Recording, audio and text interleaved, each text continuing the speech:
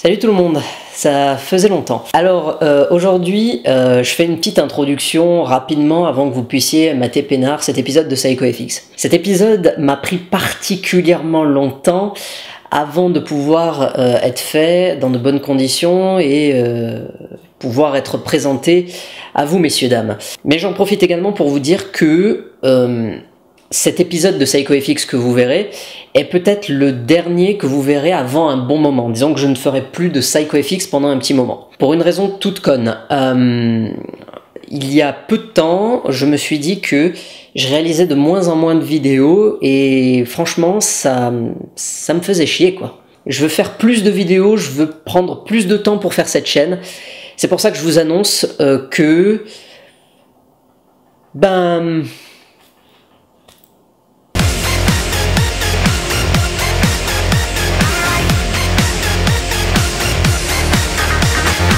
Voilà, faites-moi savoir dans les commentaires si ça vous réjouit que je reprenne le top insolite. Ça arrivera sur la chaîne dans quelques temps, le temps que je termine mon année, le temps que je prépare les actus pour les prochains épisodes, le temps que je tourne les épisodes, que je les monte, bref, ça va demander un certain temps, il faut que je fasse aussi l'habillage de l'émission. Ça va demander un peu de temps, mais normalement je devrais pouvoir faire des vidéos avec un rythme un petit peu plus régulier que ce que vous aviez l'habitude de voir avant. Donc j'espère que ça va vous plaire. Sur ce, je vous laisse sur cet épisode de PsychoFX en espérant qu'il vous plaira et que la science-fiction soit avec vous. Salut!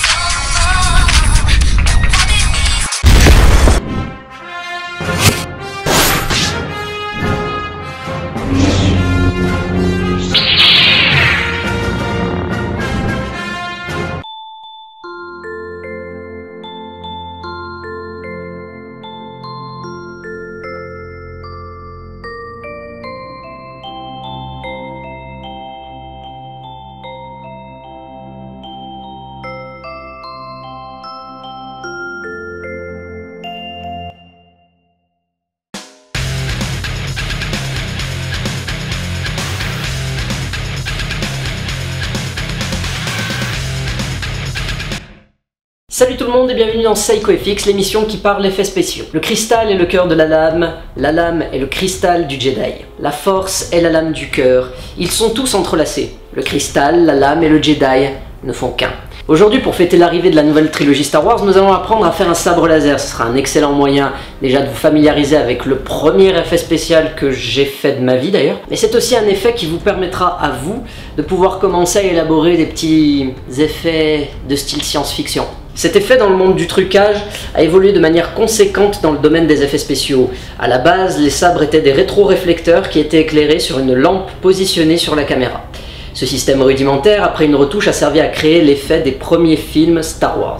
Ce qu'il fallait savoir, c'est qu'à l'époque, il fallait utiliser des réglages de caméra assez faibles pour avoir suffisamment d'ombre sur la scène, ensuite pouvoir avoir les rétroréflecteurs suffisamment clairs et vifs au niveau de la lumière pour pouvoir avoir des sabres laser. Le problème de cette technique était que les sabres étaient relativement lourds et donc que les acteurs avaient un certain inconfort à créer certaines scènes. Mais les monteurs truqueurs ont ensuite trouvé un moyen plus pratique pour créer les faisceaux lumineux des sabres. Mais avant de monter, il faut savoir tourner la scène. Pour tourner une scène possédant des sabres laser, il est important que vos acteurs sachent où se trouve la lame.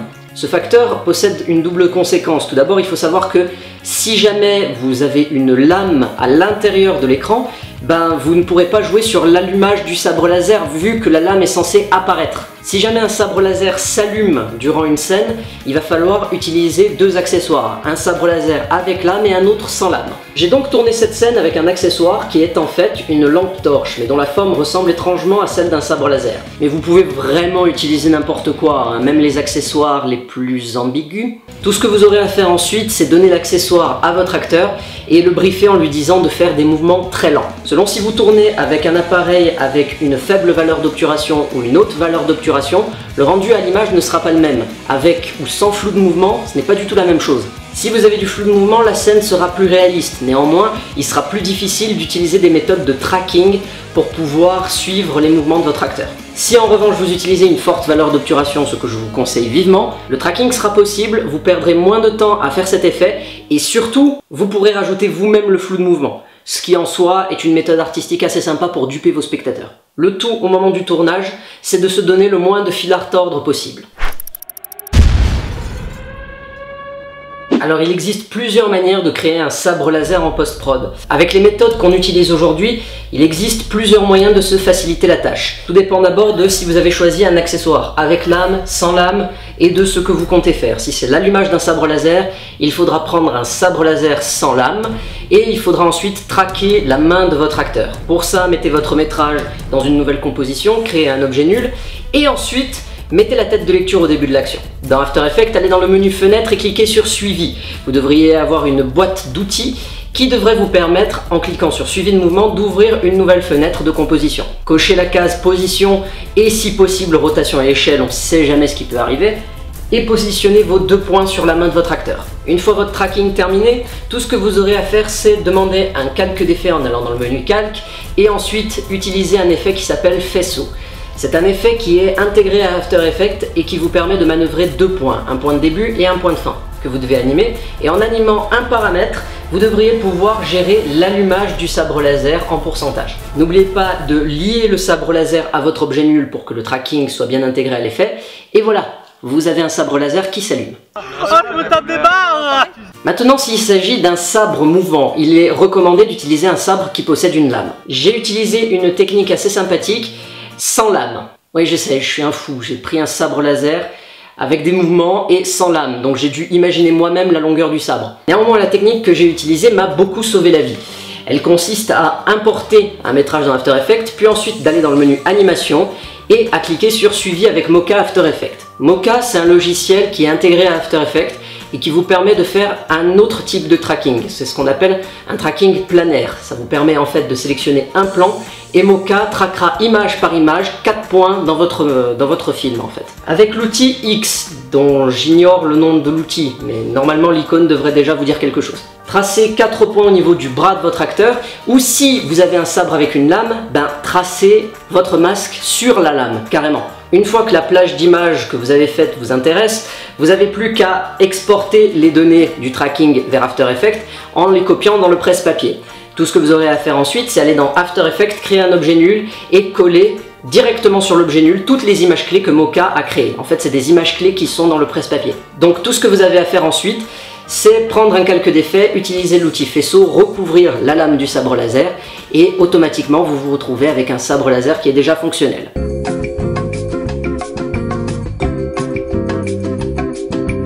Après, en termes de méthode stylistique, je recommande fortement de dupliquer le calque du sabre laser une fois que tout est terminé et d'utiliser un effet de lueur diffuse et en plus de ça de se mettre en mode 32 bits par couche. Cette méthode devrait vous permettre de créer des modes de fusion et une lueur qui est bien plus réaliste qu'à la base. Je vous remercie à tous d'avoir regardé cet épisode de PsychoFX. N'oubliez pas de me suivre sur tous les réseaux sociaux. N'oubliez pas que ceci est le dernier épisode de PsychoFX avant un bon moment. Une fois que je me remettrai à faire des vidéos, je me consacrerai entièrement au top insolite et ce de manière régulière.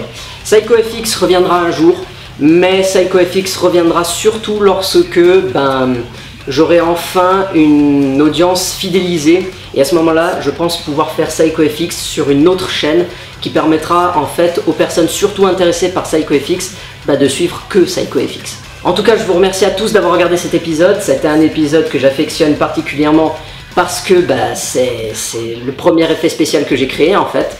Et je vous dis à tous salut et on se retrouve bientôt pour un prochain épisode. Salut!